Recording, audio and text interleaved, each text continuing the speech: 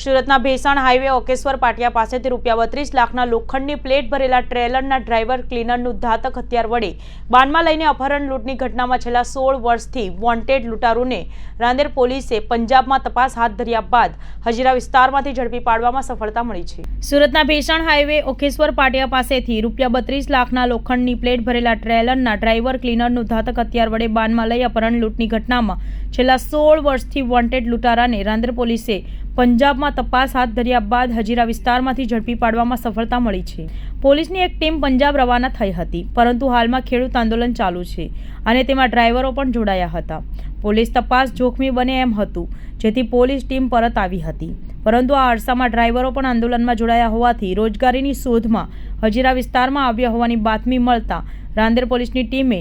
રામજીત સિંહને હજીરા વિસ્તારમાંથી ઝડપી પાડ્યો હતો।